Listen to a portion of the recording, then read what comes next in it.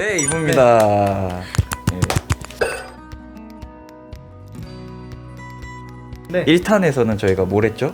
일기 들어가기 전까지 네. 기도 찾기와 단거나 준비해 주셨으면 도움이 많이 될 거다. 그리고 과목별로 2기 때 공부 방법 이렇게 다뤄봤습니다. 2부에서는 저희가 이제 노현 노무사님을 모신 특별한 이유가 있죠. 네, 바로 생동차 합격자시기 때문이죠. 흔치 않아요. 네, 그렇죠. 네. 흔치 않습니다.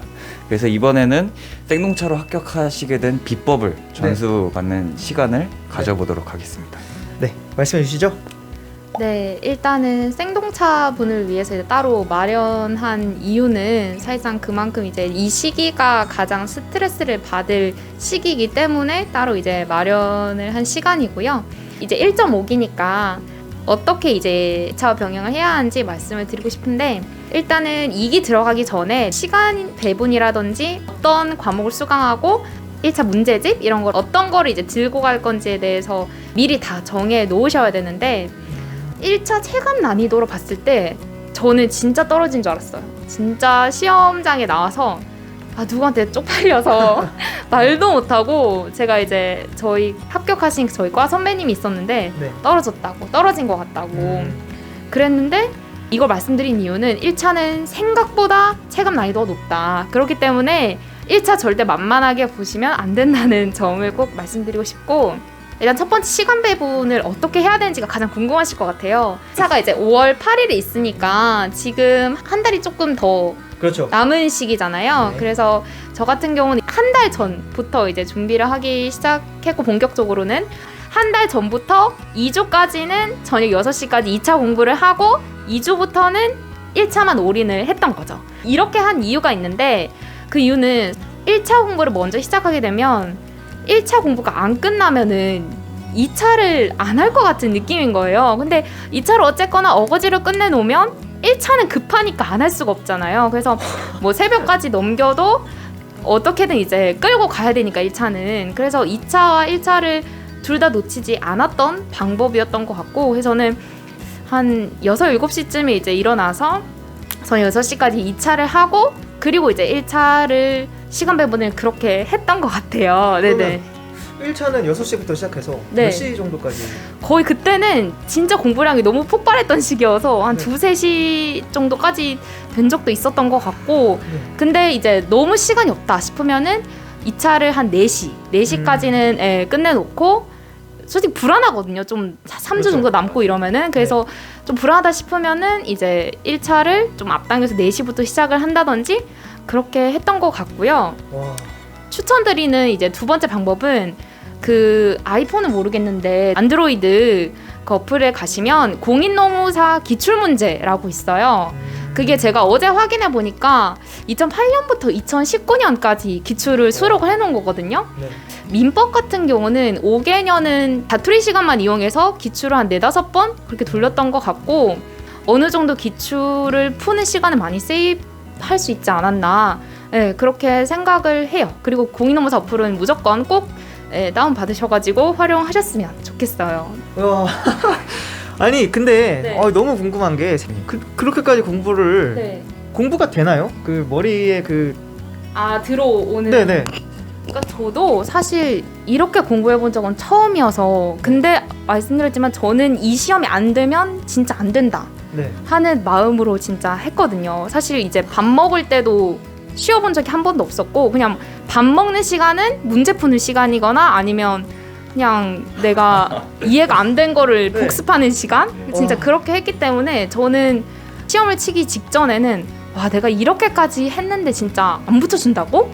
약간 이런 식으로 생각이 들 정도로 진짜 그 시기만큼은 정말 치열하게 보냈던 것 같고. 이게 사람이 한 번씩 이제 어떤 거에 미쳐가지고 한 번씩 한다는 얘기가 있잖아요. 네네. 아마 노무사님은 이번 노무사 시험이 그런 게 아니었을까. 그렇죠. 네. 정종원 노무사님 같은 경우에는 미치지 않고 정상인으로서 지금 나이까지 저도 네. 처음 볼 때는 네네. 노현 노무사님보다는 한참 네. 미치지만 이제 그래도 그냥 네. 열심히 했어요. 2년차 때는 그래도 조금은 네. 이제 적당히 했지만 그렇군요. 네. 저는 사실 이 생동차 2기 공부법 생각하고 있었어가지고 이게 1차도 봐야 되는구나 이거 잊고 있었어요. 근데 이제 1차 얘기가 막 나오니까 네. 이게 1차도 했어야 됐었지 이러면서 두려움이 크실 것 같긴 맞아요. 하죠. 네. 진짜 모의고사 점수가 떨어지면서 자신감도 확 떨어질 시기이고 네네. 제가 하나 말씀드리고 싶은 거는 카페는 탈퇴하셨으면 좋겠어요. 저는 1차 치기 전에 카페를 탈퇴를 했고 2차 치기 전까지 들어가 보진 않았어요. 근데 저는 2차 끝나고도 한 달 후쯤에 다시 이제 접속을 해서 가입을 해서 오답을 확인하고 그걸 이제 확인을 했던 것 같아요. 카페는 이제 꼭 탈퇴를 하시는 게 정신상 건강 관리 좋다. 그렇게 말씀드리고 싶어요. 이 카페를 탈퇴하시는 와중에 진현이에게로 구독은 유지를 하셨다. 아이고 네. 갑자기 궁금하다. 네네 유지를 잠시만요. 그 시기에 보셨는지 그 시기에 네. 보셨는지 네. 안 보셨을 것 같아요. 아니요.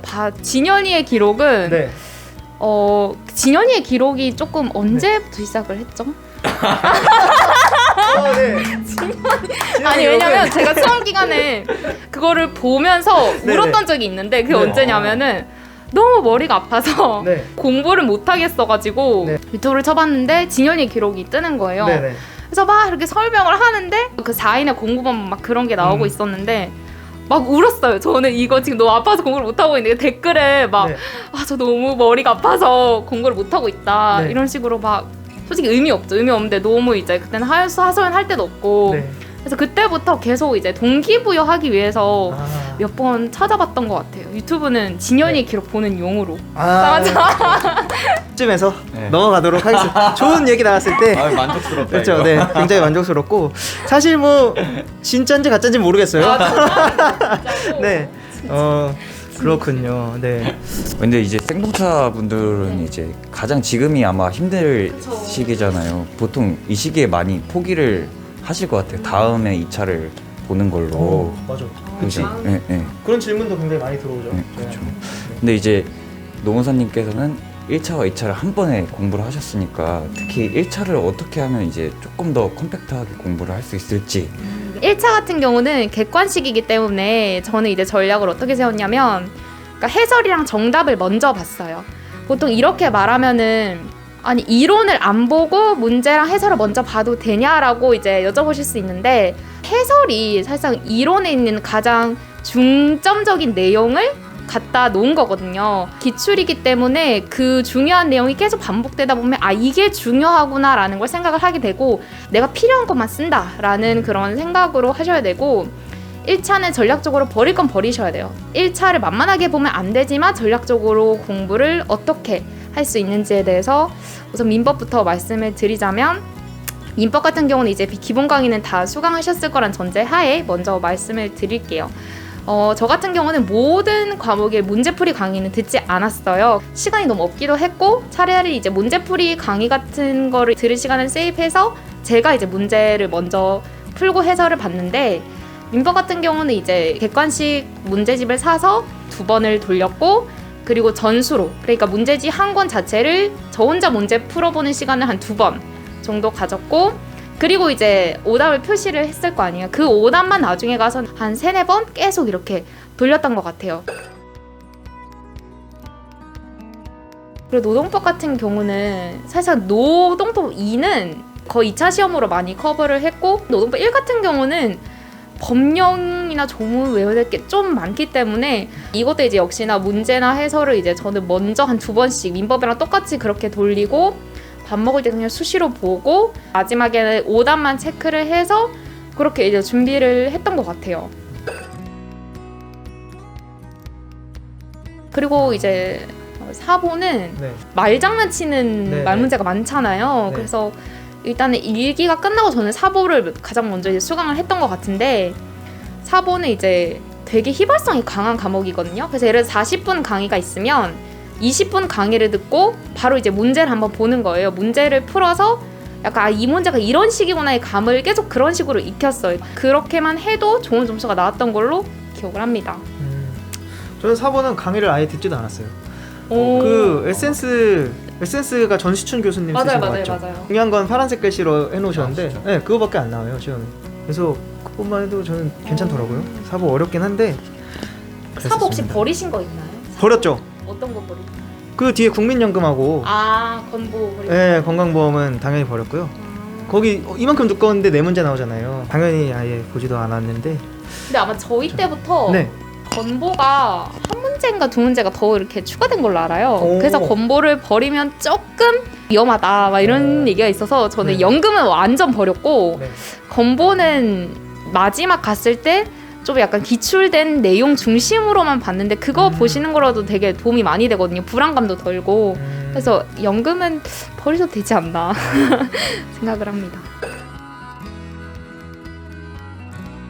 혹시 뭐 하실 말씀 있으십니까? 먼 길 오셨는데. 이제 선택 과목. 네. 맞다. 네, 선택 과목 말씀해 주시죠. 좋아요. 선택 과목 전 경영학을 했고요. 경영학 같은 경우는 이제 객관식 경영학으로 했는데 이제 거기 보면은 그 공인회계사 기출까지 나오는데 그건 좀 어려워서 그건 제꼈고 공인노무사랑 그리고 경영지도사 이렇게 문제를 따로 이제 풀어봤고요. 혹시나 이제 문제 해서 먼저 보고 또 다음에는 오답을 보는 식으로 거의 이제 1차는 유사한 이런 패턴으로 공부를 했던 것 같아요. 저희 최근에 이제 댓글로 그 1차 관련 질문이 달렸었는데 네.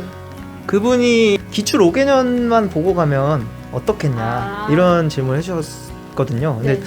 저는 답변을 드리기를 이제 기본적으로 내용을 알고 계신 다음에 기출 문제를 보시면 더 좋을 거다 이렇게 말씀을 드렸는데 노현 노무사님 말씀으로 봤을 때는 기출을 먼저 보고 내용을 이해하는 방식도 괜찮을 것 같네요.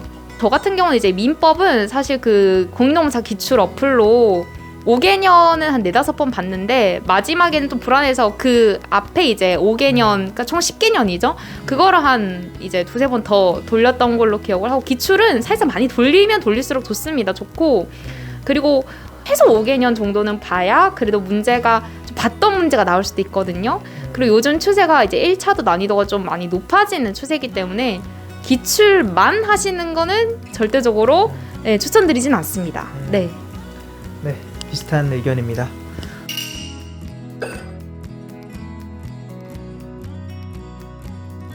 그러면 생동차 분들을 위한 1, 2차 준비 방법 2부는 여기서 마무리하도록 하겠습니다.